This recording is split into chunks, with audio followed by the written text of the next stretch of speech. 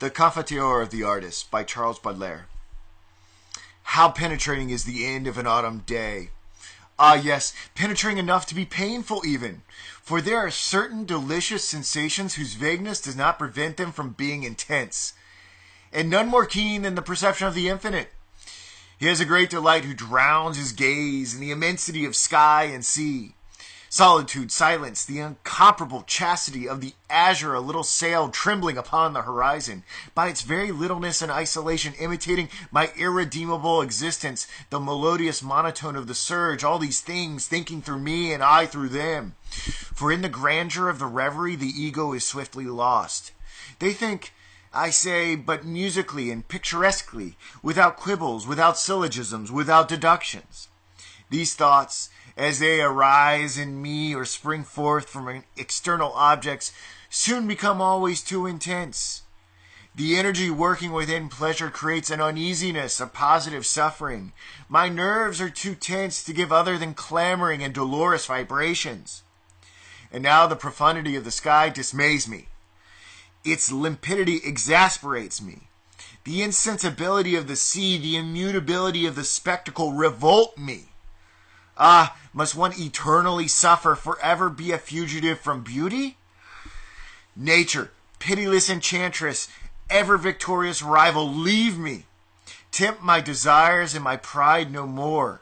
The contemplation of beauty is a duel where the artist screams with terror before being vanquished.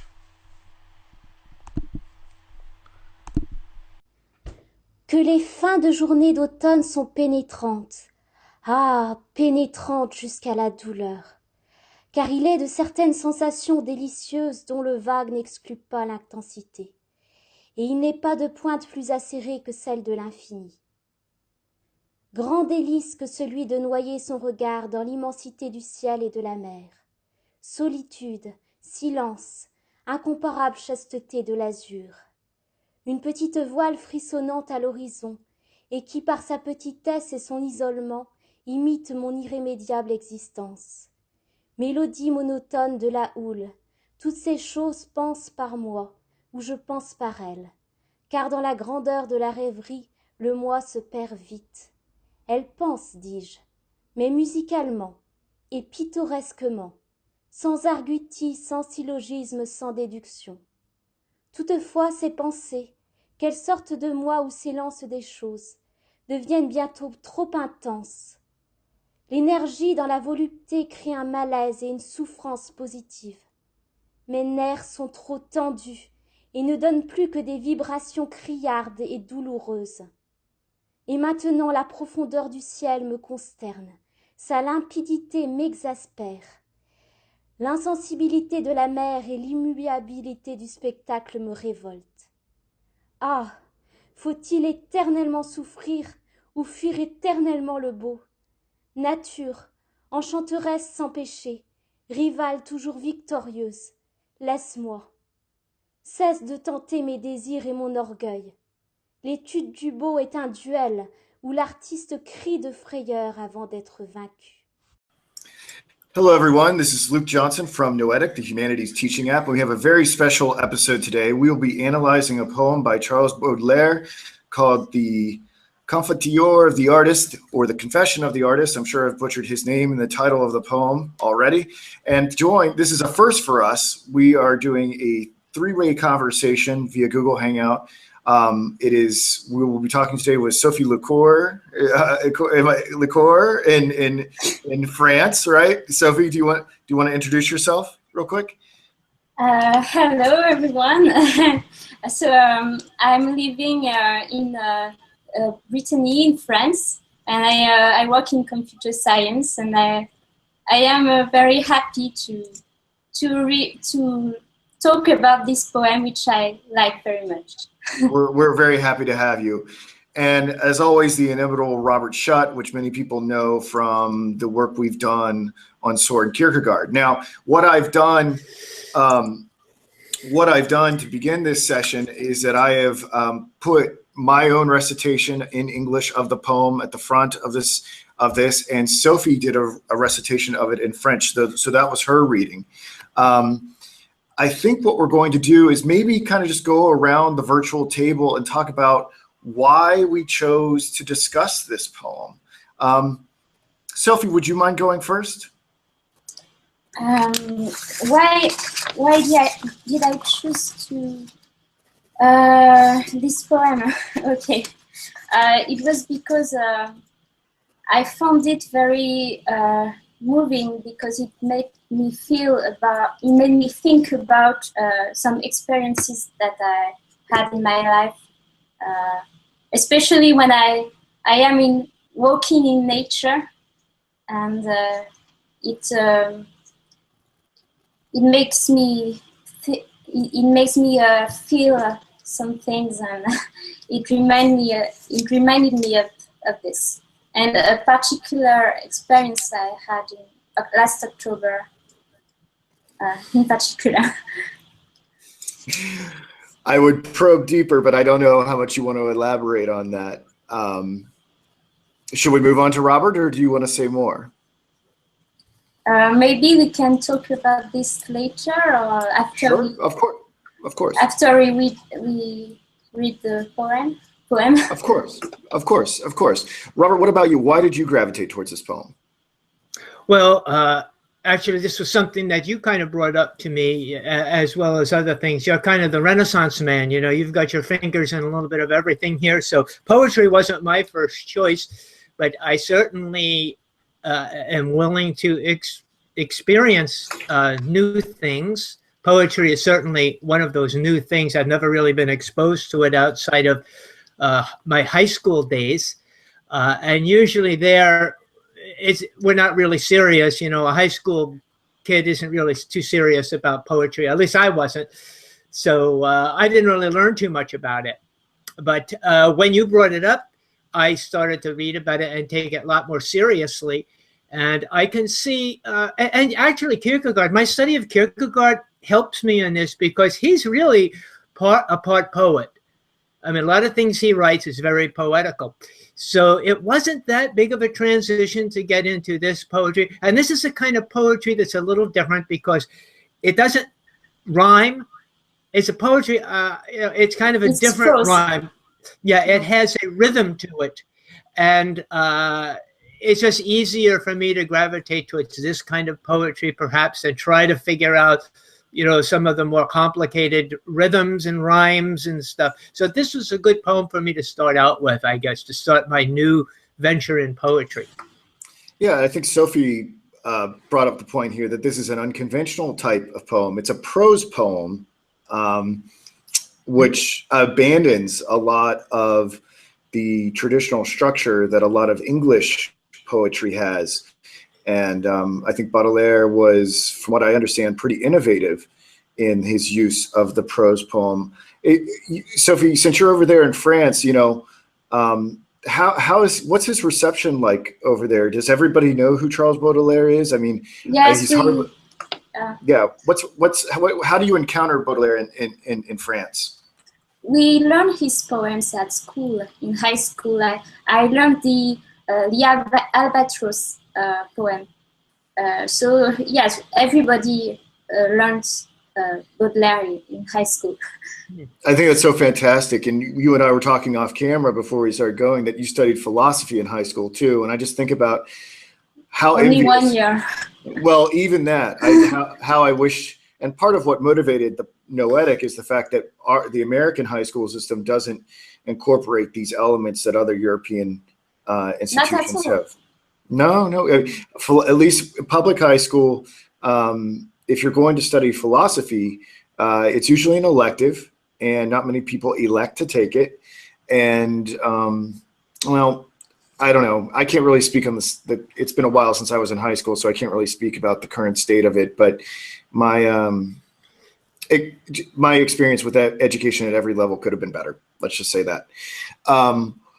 So maybe I'll just say something real quick about why I like this poem. I don't really know why I like this poem at first. I mean, except for the fact that it was so harmonious to my ears. When I read it aloud, and I believe every poem should be read aloud because that's truly how it's supposed to be experienced. Something I didn't really figure out until I was like 31 years old, when I was like not understanding why Goethe's Faust was a masterpiece, and I started reading it aloud, and then it all came together in my head in this occasion that I realized, oh, okay, I get it. And when I read this thing aloud, I said, oh, this is a kindred spirit to Soren Kierkegaard and Friedrich Nietzsche, the two philosophers that got me down the road of the contemplative life. So there must be something in this Baudelaire character, even though I don't really understand the subject. And I last night I started to break the poem down. I think there's something that he's trying to get at that is in harmony with those thinkers to some level. And we'll get into it. But stylistically, he just resonated with me as an intellectual soulmate in the same way that Nietzsche and Kierkegaard did. So why don't we go through a kind of a line by line analysis, and we can kind of take turns talking about what each line meant to us. And Robert, I elected you to read the line, and I guess maybe you should first say what the line said to you, and then maybe Sophie can add something, and then maybe I'll go third. How about that? Sounds like a good beginning here. All right, so first line of the poem. Okay. How penetrating is the end of an autumn day? Ah, yes, penetrating enough to be painful even. So that's the first line that I have. It isn't always, let me just bring up also, the poem isn't always printed line by line. So the way I broke it up may be a little different than the way you guys broke it up. So if you want me to read a little bit more, let me know. But that's kind of where I stopped. Okay. So that was the first line. Okay, I got the sense right from the opening words that this is going to be perhaps a depressing poem. This isn't going to be a humorous Ogden Nash type of poem. This is going to be something very deep, penetrating. Just by the words that he uses, penetrating. He uses that twice. Painful. It kind of gives you that idea. Also, some of the things that Luke had pointed me to, some references that I read about the type of poetry that Boudreau is using. He uses this method of synesthetics. I'm probably mispronouncing that word, but synesthesia is that the process of using synesthesia in poetics? Yeah, he uses two kind of different things to kind of point something out here, like let's see which one, like a day and painful. You don't usually have a day. I mean, we use that expression, but that's kind of an example of at least how I put it together, an example of pain and a day, two different things that don't usually belong together, but he brings them together to make his point. And that's all I have on the opening line. Sophie, what about you? Well, I don't know if you ever have walks during the autumn, but I always feel the autumn season when you walk in the woods, for instance, and you see the leaves which are falling, and it's always a bit depressing, I think, because it's beautiful, but at the same time it resonates with me actually, and it makes me think about how time passes and my childhood when I used to go on walks with my parents in the woods, and I think about so many memories when I have walks. And especially autumn, it's a season which is depressing, because we had the summer before this. There was sun, and then it's a bit like dying. Right. Yeah, and Sophie, I think you and I picked up on this in the same way. I wrote late last night. I wrote a commentary. I asked myself, well, what makes for a penetrating end to an autumn day? why is that penetrating? And and my answer to that was the end of an autumn day, and I take this to mean the end of daylight, is filled with penetrating rays that illumine like the beautiful death of leaves about to break off from the nourishing tree. And I thought that this sort of penetrating thing that Baudelaire is talking about is that we see beauty in the expiration of life. Exactly. Yeah. Yes, that's why I felt exactly. It's the idea that we are dying. That life we are separated from the tree. We are like a leaf which is falling, and we are there. Okay. Yeah, I think that's great. So, Bob, would you like to read the next line for us? Sure. For there are certain delicious sensations whose vagueness does not prevent them from being intense, and none more keen than the perception of the infinite.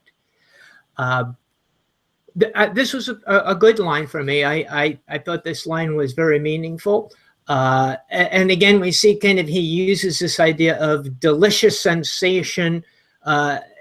He kind of blends that into the idea of the infinite, which is not normally how we would view the infinite, perhaps. And the idea that was expressed to me is that even though at best we have a vague sensation of the infinite, it causes a lot of intense thoughts as we meditate upon the infinite. I mean, lots of people, especially poets, and Kierkegaard, of course, speaks a lot about the infinite, and it's such a vague term, but yet it creates within us all sorts of imaginations of trying to think, what is the infinite? How can I even begin to perceive the infinite? It's like we have an inclination that there is an infinite, but we don't have much more than that. And it creates a lot of intense feelings, some fear. You know, just thinking of the infinite, if we relate it to life continuing on and on and on, it could be something beautiful, but at the same time, it could be something fearful as well. Something that is just makes us more aware of the things that we don't understand. Maybe that's a good way to put it. Maybe that's why he chose the word infinite, because the idea of being infinite is something I think all humans can say we're aware of it, but we really don't understand it. As that ability to create that sense of awe, fear, and within us. Yes, Sophie, what do you think? When I walk in nature, I have this feeling that I am a little bit disconnected from my everyday reality, like as if I were out of time, and I am in a different state actually, and I'm not thinking the same way. I'm a bit as if I were dreaming, but I'm not exactly dreaming. So sometimes you can think at all your life or all the world, and your way of thinking is not the same. You're not perhaps in the present moment, but you are more thinking. Yeah, you are in another dimension. Yeah, I think like this. I love the way that you put that, and I think what I like the fact that we're taking turns doing this. And I'm not cutting you off, am I? Is there more that you wanted to say about that? No, you can continue if you want.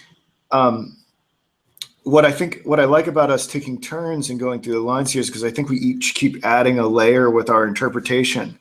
And Robert's right to point out that this vague notion of the infinite and its correlation to the existential thinker Soren Kierkegaard, and Sophie, I think, is right to point out how being in nature gives us a sense of transcending into another dimension. And I wonder if I can add something to this. He's talking about these penetrating sensations of walking in the autumn day, about their vagueness. And it seems like their vagueness, if I'm reading him correctly, stems from an ambiguity of both an affirmation of life and its death. And I wonder if somehow the perception into the infinite is to be able to see life and death commingling in some way. I wonder if somehow that glimpse into the infinite is to see simultaneously the beginning and the end concurrently. Now, I don't really know what that means. I don't know if all beautiful experiences necessarily have that commingling of life and death, but it seems to be just when something beautiful is decaying is when we get this glimpse into the infinite. Did anyone else pick up on that ambiguity or that dual nature of beauty and how it both elevates us into another dimension, and as we get through the poem, leads to a kind of sickness? Did anyone else get that, or is that just me? No, I can relate to this, and that's the reason why, one of the reasons why I like this poem so much. It's you have feelings of death and feelings of life together. Mm-hmm. Yeah, I think I agree with you too, Luke. I think that he's planting the seeds of that. I think he develops this poem, and this is definitely one of the ideas that he's going to get to, is the commingling of beauty as well as ugliness and fear together. It comes out a little bit later, I think, more intensely, but yeah, I think you're right to see that now, to see the seeds of that. Okay. Robert, why don't you read the next line for us then? Okay. He has a great delight who drowns his gaze in the immensity of sky and sea. So here he's continuing that picture that I think Sophie is actually alluding to, and yourself, as the autumn day, looking up in nature, seeing the sky and the sea. His interesting terms that he uses of drowning his gaze. I think that kind of paints a different picture for us, that he's getting lost in something, he's drowning, he's being overwhelmed. The idea of drowning, I've had a close drowning experience in my life, and when you're drowning and you're just helplessly underwater and you can't breathe, there's no way to explain how that feels. But I think that's what he's trying to do here, but in a different way, that he's being overwhelmed by his view of the sky and the sea. And like you said, he's being taken to a higher level in just trying to comprehend through his sensations of the sky and the sea. And I think, again, we'll see how he contrasts that in the very next line, but that's where I have this line ending. Sophie? I think I understand this line so much, because I love watching at the sea and sky, and it's something I really, really love. That's why I really like to have walks near the sea, because I think it's so beautiful, and I can feel this great delight. Right. And I think, I have some, gosh, maybe I should say something about this now, because I think it will set up the next line, however Bob carves it up, because the next line is, well, it's a long one. But to me, this reminded me of Kant's third critique, the critique of beauty, or the critique of judgment, I should say, and specifically how he dealt with the sublime. I don't know if you all are familiar with that. I know it's kind of esoteric, but Kant talks about the sublime in juxtaposition to the beautiful. as this thing that takes our breath away. It's sheer immensity, it's infinitude. We can't even conceive it. We don't have a concept under which it can fit. And it's so massive that we also can feel it annihilate ourselves. So it gives rise to this incredible aesthetic enjoyment, but it also causes terrible fear that it will destroy us. And I don't want to preempt Bob too much, but the next line, solitude, silence, the incomparable chastity of the azure, a little sail trembling upon the horizon. I think there's something going on there with Baudelaire trying to describe that aesthetic experience of the sublime, of seeing something so much bigger than ourselves and having our identity being destroyed by it. So I'll say that, but I think that's why this is so penetrating. This experience of beholding the autumn day or the sky or the azure sea or whatever is so intense, perhaps too intense. Mm-hmm. Yeah, he's gonna give us a kind of the flip side of this, and I think he's gonna begin here to give us the flip side of the beauty. I'll just repeat that line that you said so I can read it in rhythm here.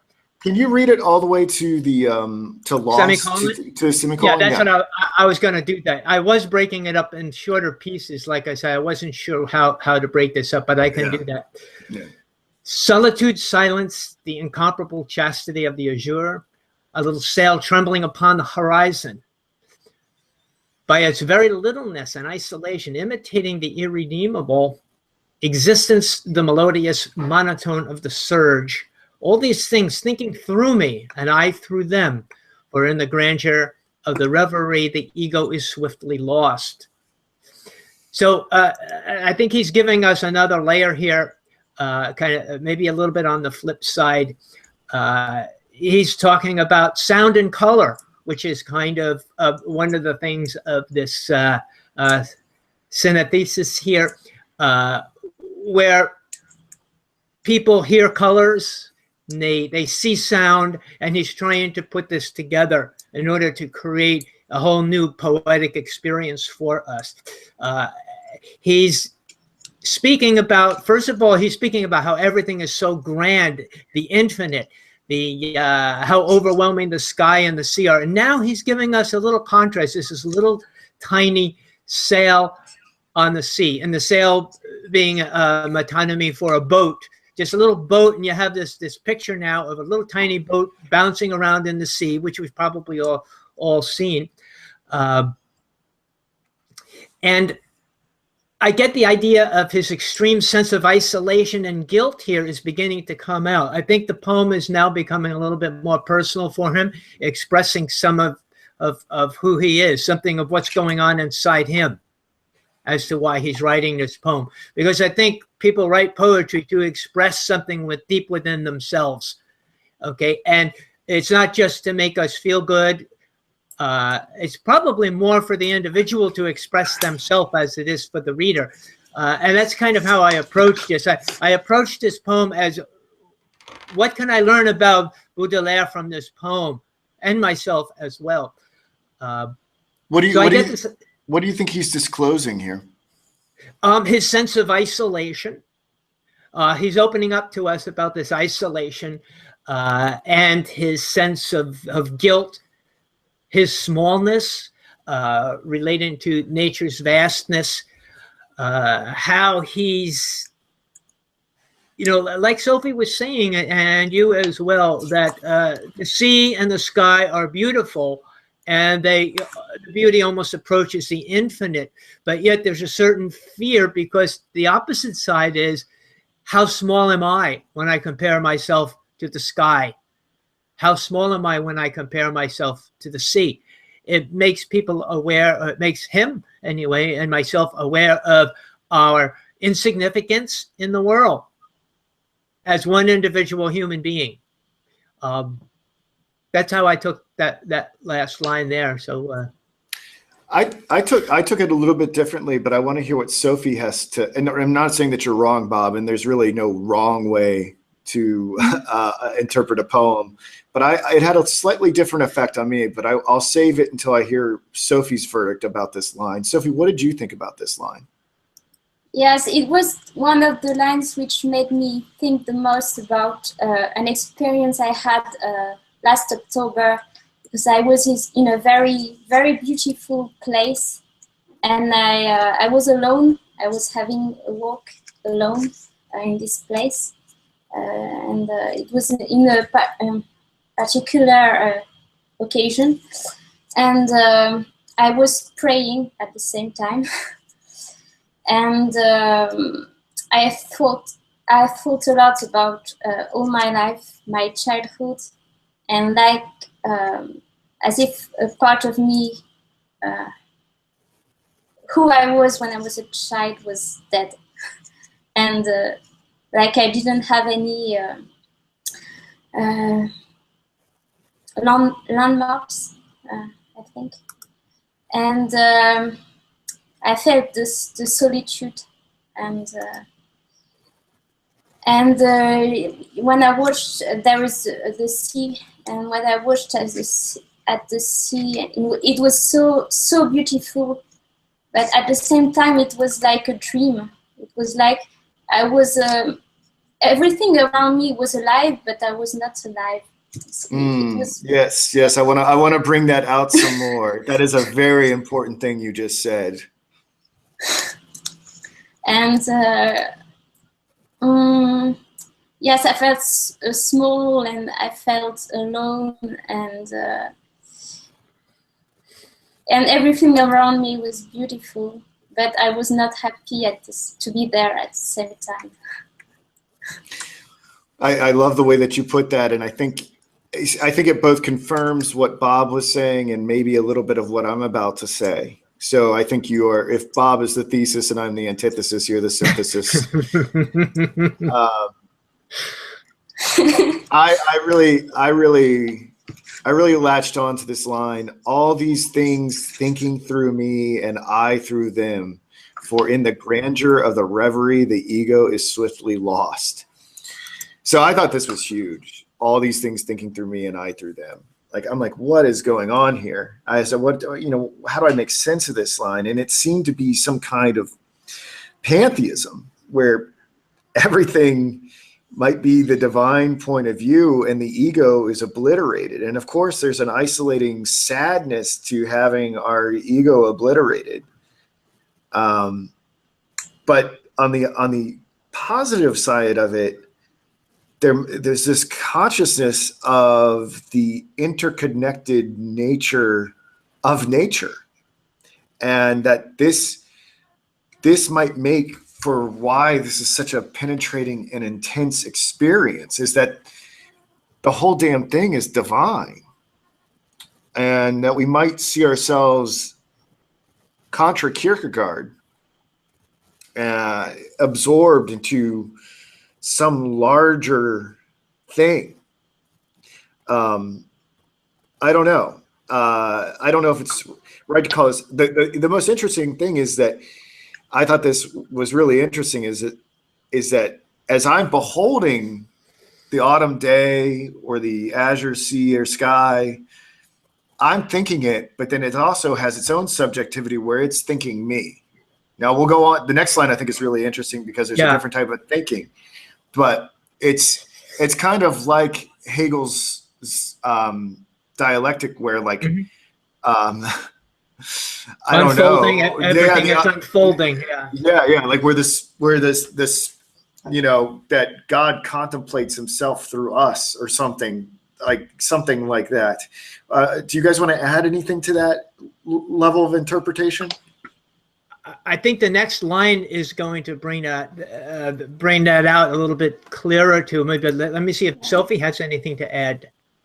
What I was thinking is, when you're alone in nature and when there is no other human being, somehow you feel closer to what is around you, the trees, the animals, you feel like you can have empathy towards them more than towards human beings sometimes.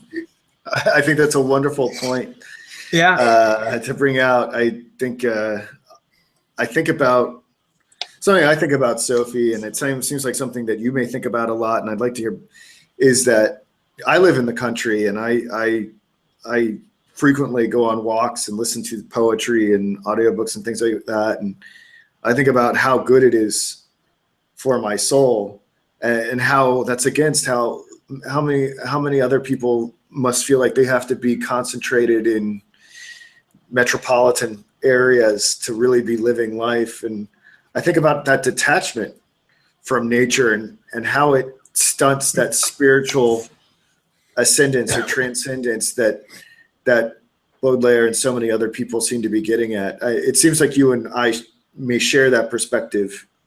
Actually, I'm living in a city, and I really love to be in nature. So Yeah. it's hard sometimes. Yeah.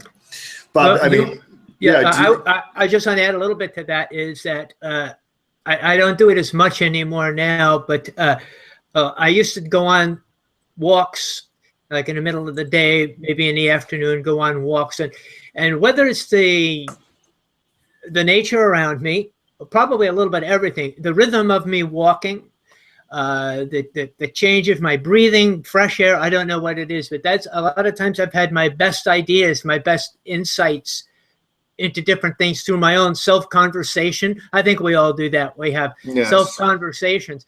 And that makes it easier for me to talk to myself when I'm out there walking around.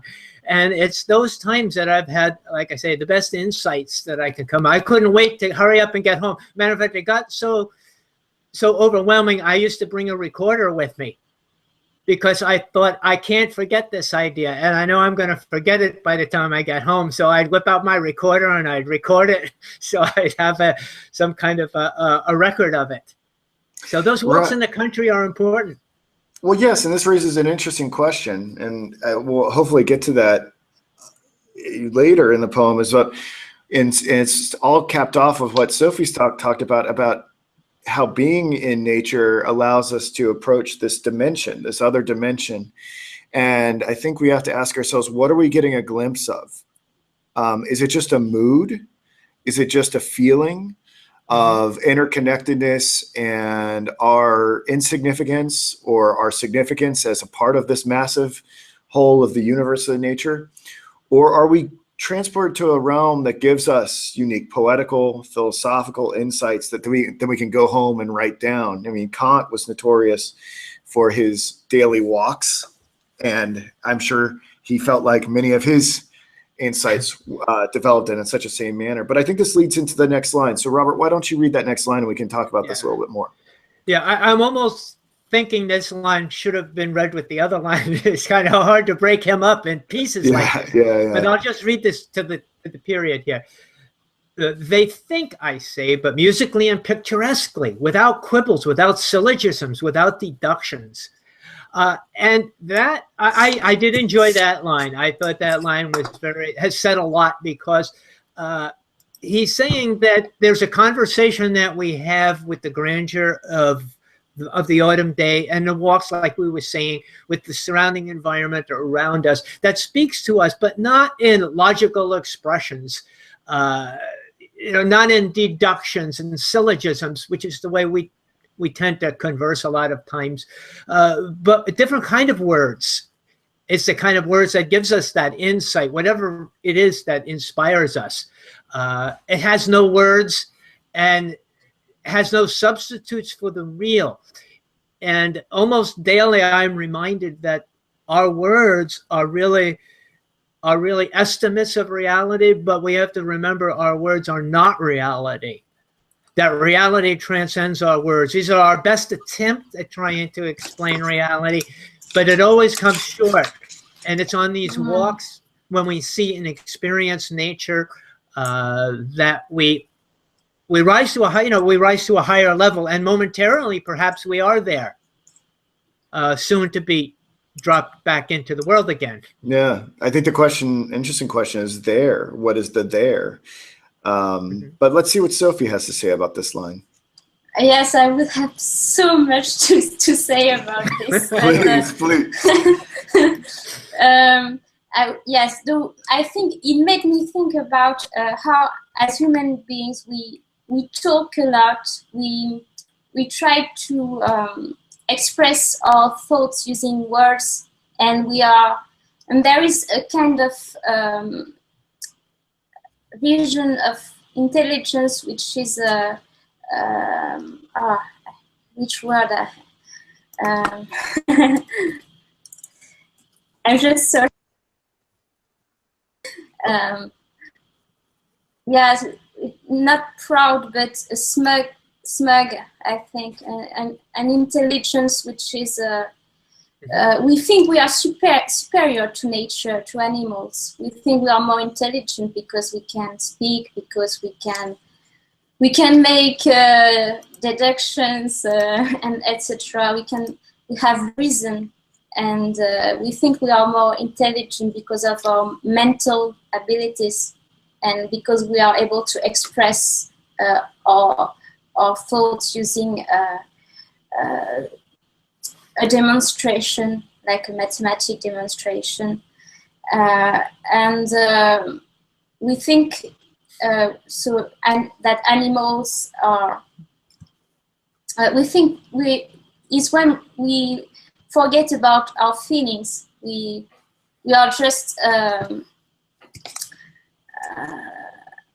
mental engine, and.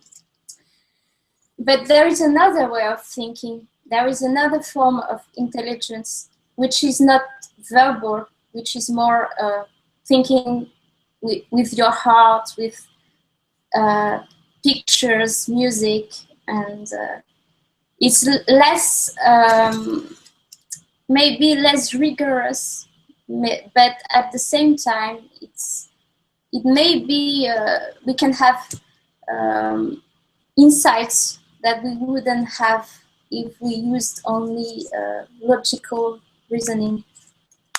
And I think some people say it's the left brain or the right brain. I don't know. It hasn't really been scientifically well explained, but the problem is in society, and in particular in the working world, is that we use only one intelligence, the cold intelligence, and we have to separate this from our feelings, our creativity, and so one intelligence is valued a lot more than the other form. I think it's a beautiful way of saying that. Mm-hmm. Something that I may want to put an emphasis on in my commentary in this line is, well, the following. Something that I thought when I read this, I asked myself, who is doing the thinking here? And it's the setting, or the constituents of the setting doing the thinking. But they do not think like humans do. It's contra reason. It's not reason. They think musically or like a picture. And I asked myself, well, what does it mean to think this way, to think musically or picturesquely? And I thought to myself, well, maybe we can learn something about this mode of thinking from what it is not. It is not reasoning towards a truth. Perhaps these other forms of thinking are clues to the infinite. And I'm starting to wonder if he's getting at something Platonic, if this is a reference to Platonism. And I really wish I understood Platonism better. I'm wondering if the settings, thinking picturesquely or musically, are these sort of emanation of the forms. And if everything is thinking through him and him thinking through it, and everything sort of got this divine aspect, but also an emanation of something Platonist. It seems like almost everything is a portal to this other dimension that Sophie referenced early on. Did you guys think that at all? That it wasn't just us that's doing the thinking, but it's things that we might not even consider to be life, such as waves crashing or dead leaves or the whole ecosystem that has a sort of thought to it, that it has an emanation of some sort of divine thought that doesn't necessarily speak in words, but in images and music. And I can't help but think, and I don't know my Plato very well, but it seems like it's brushing up against maybe something akin to the music of the spheres or and talk of that nature. Of course, that deals with, intergalactic planetary systems and stuff like that. But I just feel like there's something Platonist about what's going on here. I'll leave it at that. I think it's supposed to be inconclusive. I don't think Baudelaire thought poems were philosophical treatises that needed to be have truth in them in the same way that a philosophy book does. But it seems to be hinting at a Platonist influence there. I don't know. I'll stop talking and let you guys weigh in on that. I think Sophie has something she wants to say here. I read that Baudelaire was influenced by Platonic philosophy, yes, I don't know if you read about the Plato's cave. Allegory. And, of course, yeah. Some people today are very interested in this allegory because they think that the reality we experience through our senses is not the real reality, and that there is another reality which is more spiritual, and that what we see may be an illusion. So I think Baudelaire has had this kind of opinion too. What do you think, Robert? I don't know if I would say that I'm more Kantian on this or not, but I see what happens as I perceive it. In other words, these are all expressions of my perception. Not so much that the ocean has a mind or the sky or the sea has a mind of its own, but rather I project my mind onto these objects and I see them in relationship to my thoughts and who I am. So they come to me through my senses and then I interpret them. I know that probably sounds a little Kantian, but that's anyway how I look at it, that my perception is really the key. How do I perceive it? And the effect that it has upon me as an individual, more than the Platonic ideas. So at least in this particular area, I would say. So. Well, that's perfectly legitimate.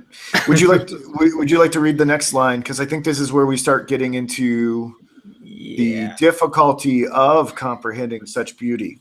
Right. Yeah, I'm going to read the next two sentences because I think they go together. If I separate them, I think we'll get two different ideas. So I'm going to put them together because I think the second one helps define the first one.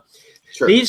These thoughts, as they arise in me or spring forth from external objects, soon become always too intense. The energy working within pleasure creates an uneasiness, a positive suffering. And it was that last little piece of positive suffering for me helped me define that whole line. Who does that sound like? Yeah, positive suffering. Yeah, sounds like our boy Kierkegaard. But it seems to redefine the whole. If you were to leave that out, you would almost take it differently about the intensity. And I would have been saying that, well, all these things that we see, these external objects that are speaking through me and to me, are just very intense. And I would see it in a very positive light. And maybe that's how he did mean it. But based upon this next line, where the energy working within pleasure creates an uneasiness, a positive suffering. I think he's now redefining it and saying, yeah, that's true. And I have all these positive things, all these beautiful things going on around me, creating this sense of euphoria in me, right? But then there's also something else I notice, that this pleasure creates a bit of uneasiness in me and a sense of positive suffering, almost as though there's a sense of guilt by enjoying all of this that comes out.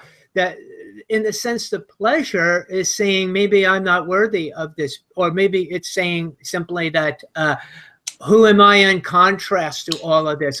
And I know that Baudelaire was very much obsessed with the idea of original sin and man's sinfulness and his not being able to quite be forgiven for those sins. So he carried around with him a sense of guilt, knowing from his background. So I'm kind of reading that in a little bit to this, in the sense that this may be working on that sense of guilt that he has about who he is, and maybe he's not worthy of all this beauty, or somehow he sees guilt in his beauty. That's about what I got from that. Yeah, Sophie, what about you? Yes, sometimes when we experience intense feelings, even if they are very positive, sometimes, very often, we have negative feelings at the same time. Well, at least it happens to me. When something very amazing happens to me and I'm extremely happy, I always have fear or that it will be over, that I will be somehow punished because I experience so much happiness that it's gonna be harder after this. It's gonna end. It can't be forever. Perfect happiness is not forever. I love the way that both you and Bob are describing it, and I might be add a little bit more to it, but I don't want to cut you off. Is there anything else you'd like to say about it? No, I think you can say what you had to say. I think that's a really wonderful way that you phrased it. I remember those feelings of trying to hold on to a moment and anticipating its demise, and sort of experiencing a little bit of the despair while I'm in the midst of happiness. I think it's a really wonderful way to say it. And Bob, I like the way that you talked about the guilt and the original sin that Baudelaire presupposed all human beings to have. And what I get here is that it's that this intensity of pleasure is not kind of unlike sort of staring at something beautiful, such as the celestial orb, the sun, and going blind from it. I think what we might be seeing here is what our good friend Kierkegaard would describe as the despair that is endemic to the aesthetic stage of existence. In aesthetic life, in The Sickness Unto Death, Kierkegaard will speak of unconscious despair, which may be a little bit like the despair that Sophie speaks of, like when we're happy at a birthday party, but we know the party will end. Then there's sort of the despair over the earthly, where we don't want something ripped away from us. But then there's a despair over the eternal, when we realize that we've attached the passion of infinity to something that is not maybe the infinite. And I wonder if that original sin, that guilt, those feelings of uneasiness and the termination of our happiness are on display here, that the poet intrinsically knows that beauty is not what we ought to be so exercised and worked up about, that it's a misplaced passion of infinity. And that when we misplace that passion, that I think Kierkegaard would say is only appropriate for the religious object, we get this sickness that weighs us down. We get this guilt. We get this form of sinfulness. And I think that especially comes out in the last line, which we'll get to. But I think we're all sort of interpreting this in the same way. I don't know if I'm way off base with what I've injected into the conversation. I think that was beautiful, Luke. I really, that was great. Very, very well put. kind of, I think this poem, you were right on the edge of it, and I thought you were going to say it, that this poem almost leads us into Kierkegaard's The Sickness Unto Death. I think there's a lot of common ground between this poem and The Sickness Unto Death. It kind of leads us right. Would you agree with that? Did you see it? Totally, yeah. Okay. Okay, I'll go to the next two sentences here. I see these two together as well. My nerves are too tense to give other than clamoring and dolorous vibrations, and now the profundity of the sky dismays me. Its limpidity exacerbates me. Exasperates me, sorry. And here I see he uses the words clamoring, meaning noise, and dolorous, meaning sadness.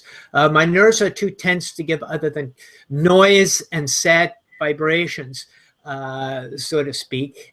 In such a state that he's in now, he can't seem to put what he wants to say into words, only into words of sadness and despair. So he's really flipped over from the beauty and the infinite, and now all of a sudden he's trying to explain his experiences through what he would say, all I can do is just use words that are clamorous, just like noise.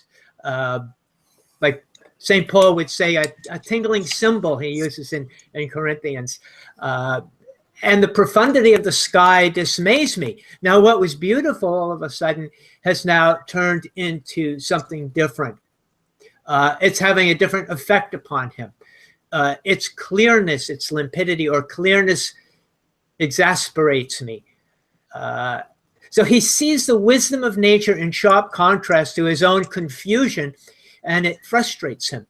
I think this is where he was going here, that a lot of times when we see the beauty and the clearness of nature, that everything is so well defined in nature. And when we compare our own thoughts to it, our own thoughts are all over the place. It seems like nature knows where it's going, and it's going to get there sooner or later. But I'm not quite so sure about myself. I'm not quite so sure about my life. If I really know where I'm going, and I don't even know if I'm going to know when I get there. So there's a lot of uncertainty that is kind of, he calls it, exasperates me, frustrates me because of that issue. How do I know which turns to make? How do I know which decisions to make? I'm so confused about things, and I never really know if this road is going to lead me to life or death, success or failure, where nature doesn't seem to have that issue. Sophie, what about you? It's funny because it made me think of an article I read, which it seems to be off topic, but it was comparing the effects of drugs on the brain to what happens when you fall in love with someone, and the chemistry and everything, and how you have feelings of euphoria, and then you feel very, very, very sad because you are frustrated, and because you don't have the brain, you have highs and lows, and because he had euphoria and very much pleasure before, then he's in his low period, and everything which he found was beautiful before becomes ugly, becomes aggressive, becomes violent. And that's what it made me think about. Sophie, I'm so glad that you brought that up, because I think these lines, and especially the next one or two, if we take it into the context of his larger authorship, I don't know if you guys are familiar with his poem "Hymn to Beauty," and also the compendium of poems that he wrote, "Fleurs du Mal." I'm sure you are, as we've done research for all this. "Fleurs du Mal," right? Sophie translates into English as "flowers of evil," and I get the sense here that Baudelaire's trying to intimate that when one really comprehends what beauty is and the aesthetic processes that it runs the individual through, that there is this depression, there's this letdown, there is this addictive, this addiction that we need to be cleansed of it. We go in through sort of, when an addict is trying to get clean, they go into convulsions or something like that. And so even the thought of, after you've been clean and sober for a while, going back to that thing makes you shudder, because you have this association of the pangs of overcoming that drug. Not unlike, I mean, some people would say this to me, of how maybe I am closed down to love, because as euphoric as it is, I know how hard it is to get to recover from its absence. I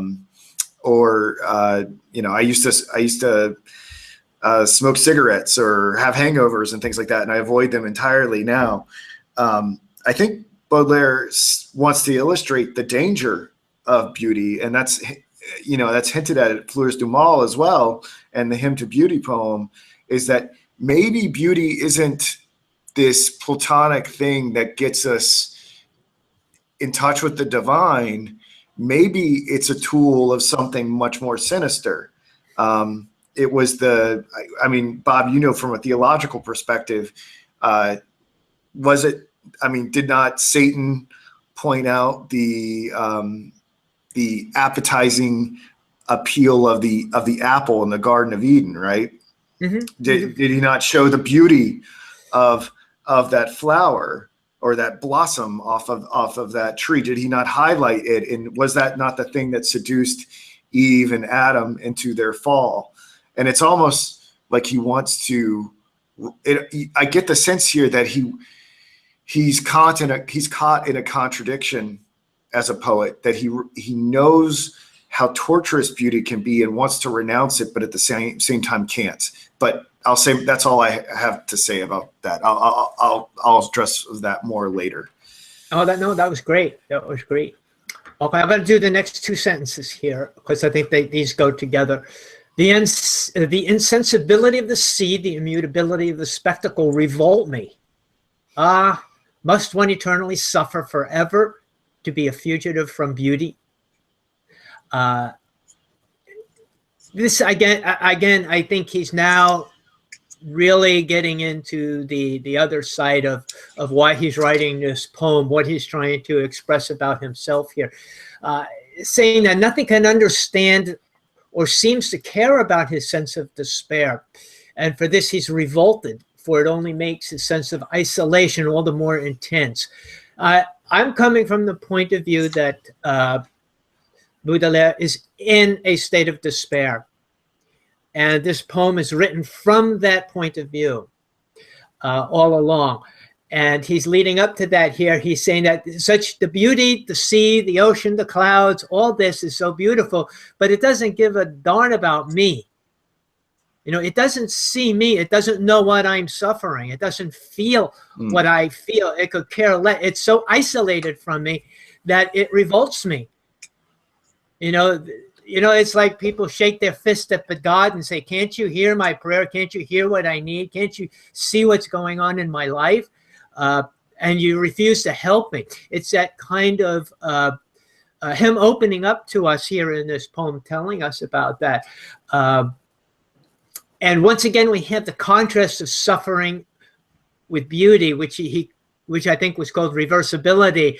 Oh yes. Correct? So he's using this idea of one thing bringing about the other. Suffering and beauty don't usually go together. And I think he's using that here to show that what beauty ought to bring is goodness. That's what we normally relate to beauty, is satisfaction, peace, love, all that kind of stuff. But for him, beauty is now beginning to bring out a sense of suffering, which is certainly contrast to the way we would see beauty. We usually see ugliness as reflecting suffering, but here he's saying actually that beauty is reflecting suffering that's going on within him. Sophie, what would you like to add to that? This sentence, it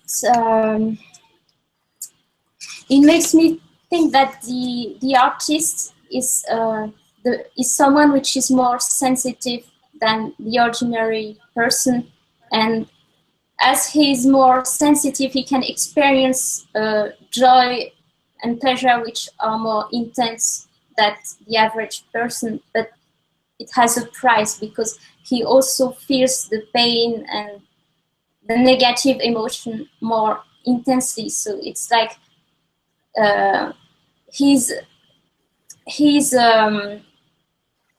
has an inner conflict, because at the same time he wants to experience this intense emotions, these intense positive emotions, but he knows what is the price. So yeah, and I can definitely relate to that. Yeah.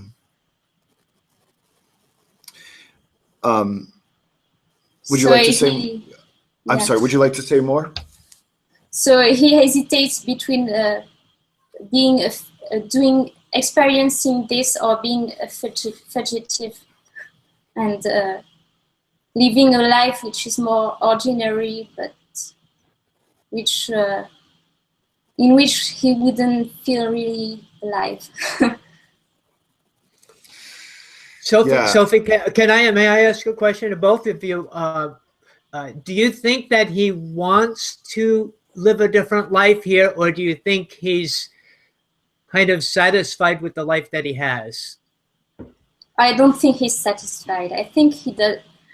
From what I read about him, I think he experienced difficulty and pain in relation to life. In French, it was written as a mal de vivre, which is the suffering in relation to living, because life.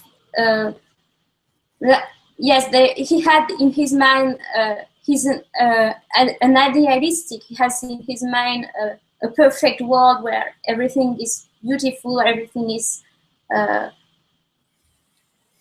perfect. Whereas life is hard. Life is imperfect. There is ugliness. But there is also, well, I'm going to talk about my own experience, but I often feel like as if life should be different. There is hate, there is poverty, there is so many things which are difficult in life. People are not kind towards one another, and I feel this difference between my ideals and the reality. I think that's very well said. Yes, thank you. I can say something I identified with this a lot as a recovering artist.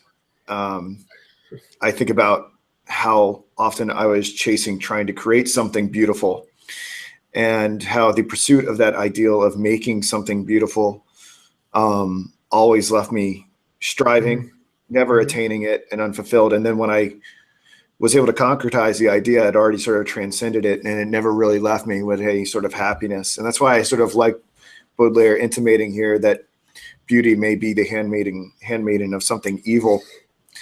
I also wanted to just piggyback and say something about what Bob said earlier, about how there is this pairing of the beautiful and suffering.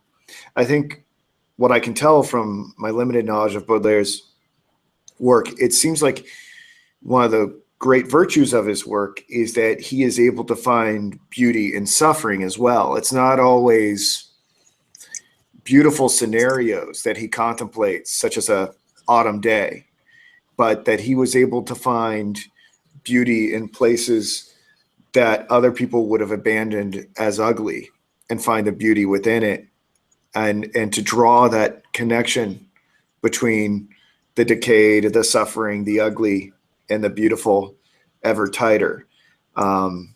It just so happens in this poem that we start off with a more bucolic scene and we get to the suffering, but I think there is that reversibility that Baudelaire was good at pointing out. Now, would you call that beauty, or would you call that, I mean, the kind of beauty that we're used to seeing, okay, is pleasing.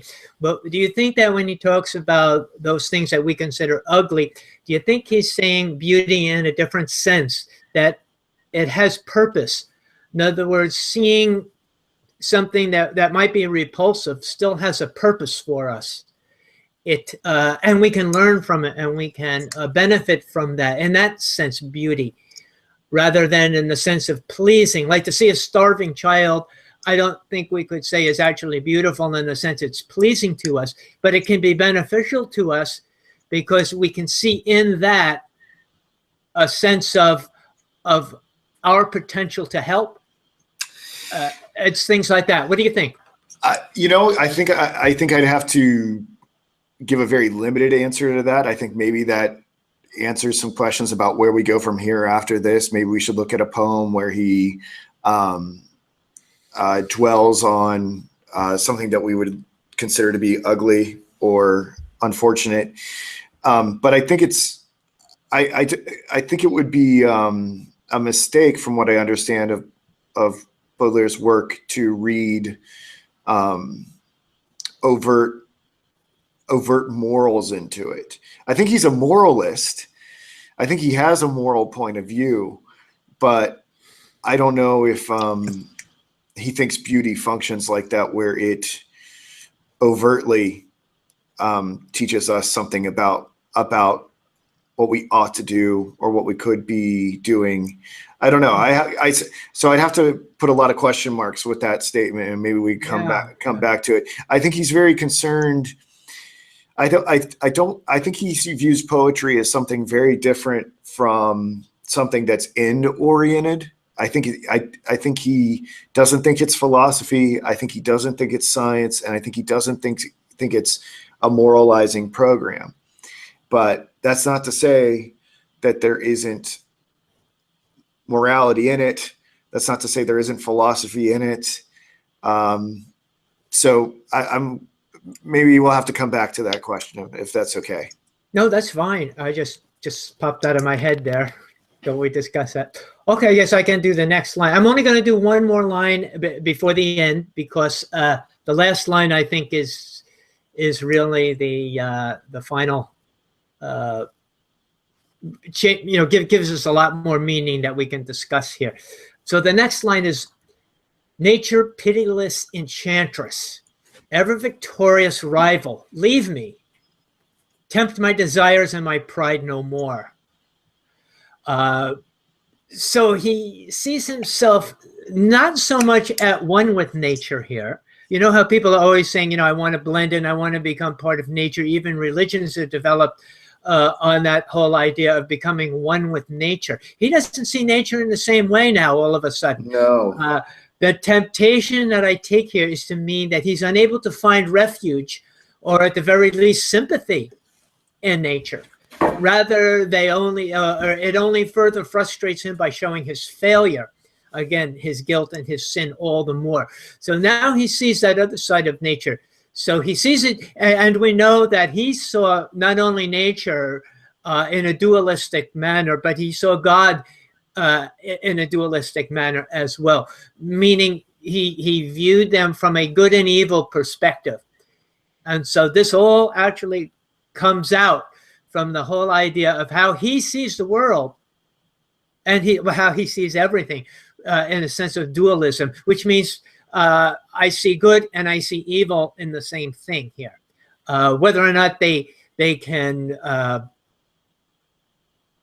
be coalesced into one, or whether or not they remain separate. He sees this kind of dualistic idea of nature. So that's it. That's what I have on that line. So, Sophie? Yes, I think it's like a fight between him and nature, and he's about to lose. And that's what we are going to see in the last sentence.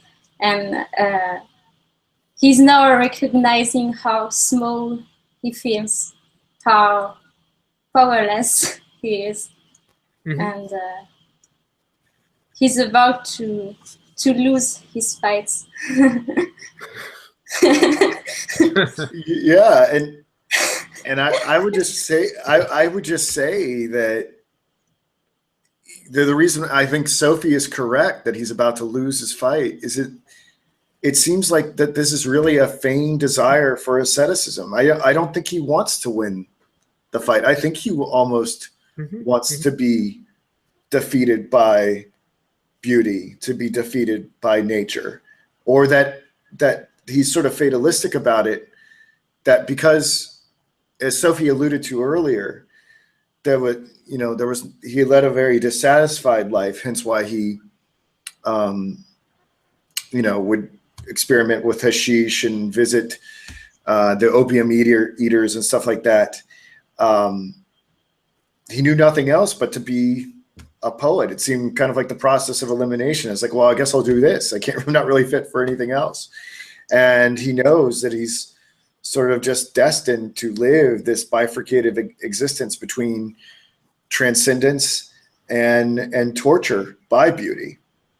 And like Sophie says, he knows he's going to lose. And I'm just adding to that. I think he might realize that he has no choice and that he may embrace his loss. Okay. And so I guess we're ready for the last line, the coup de grace. The contemplation of beauty is a duel where the artist screams with terror before being vanquished. So it kind of plays into what Sophie was saying, is that he's not going to win this fight. For him, even though he being an artist, I think it's more than just his artisticness, more him being from an artist's point of view. But he can't find solace in his contemplation of nature's beauty. He begins to find it. He begins to try to go there. But when he does, it never turns out the way he expects it to. It always kind of goes in the opposite direction. He can't express himself in its beauty in words. This is the frustration that he has here. What I think is also going on here is his inability to express that reversibility by showing the paradoxical nature of having both beauty and insensibility, which he alluded to a little earlier, that she's beautiful, but she's cold and unmovable emotionally. She cares nothing of his despair, only of her beauty, her own beauty. In other words, he sees nature here almost as a seductress who's just interested in herself, not interested in offering him any kind of solace or any kind of peace, any kind of healing, recognizing him even as an individual. That's and again, that last part of the line of being he screams with terror kind of reminds me of the existential scream, where he's saying, I give up. I kind of give up. I have to just kind of offer. I don't know what to do. He sees himself in that sense of being vanquished rather than on equal level with nature. Sophie? Yes, I'm sorry, I was a little distracted because I had the phone calling, so That's fine. That's fine. It's happened to us all. Of course. But yes, it's really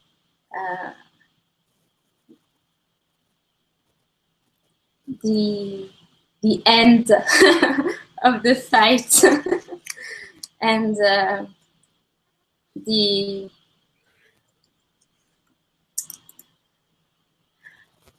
it's really the moral of the poem. I think it's what Baudelaire wants us to remember.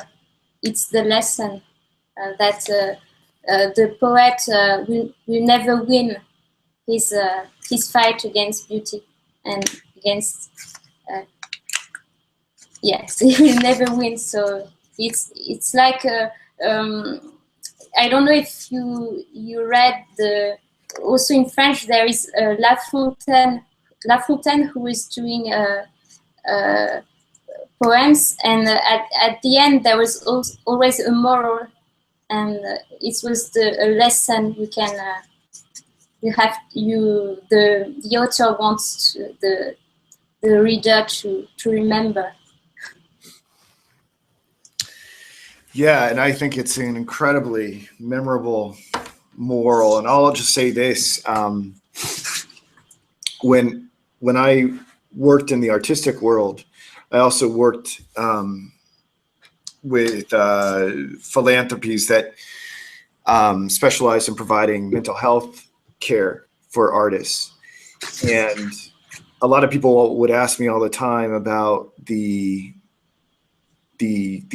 trope of the tortured artist and whether or not I believed in it or not. And I would sort of dismiss it because I didn't want to romanticize it, and have more people meet a fate that I wanted to see them avoid. But I think what Baudelaire does here is he gives us a brilliant philosophical, psychoanalytical insight into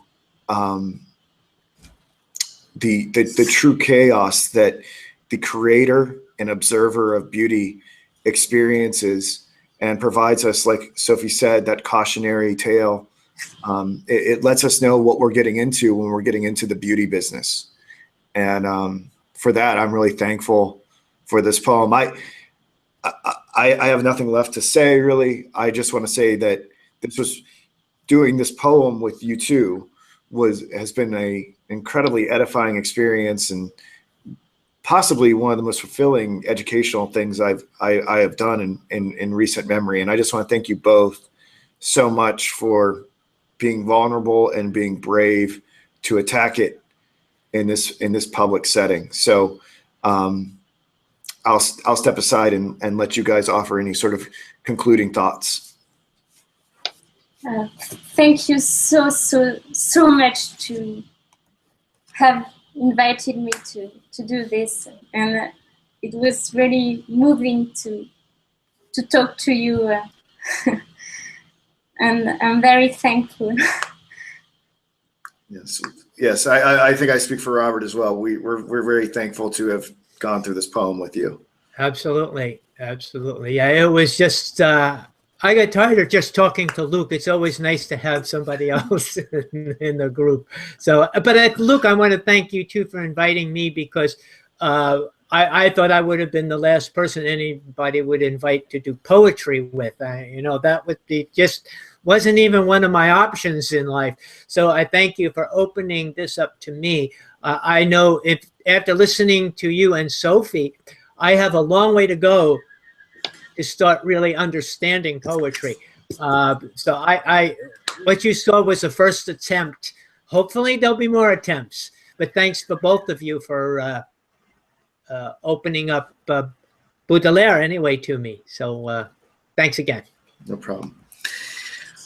All right, so I guess we'll bring this edition of Noetic to a close, and we'll get it uploaded to the app and website. And just everybody download the app and spread this around to your friends. And Sophie and Robert and I will powwow about what we can do in the future. All right, take care, everyone. Okay, bye-bye. Goodbye.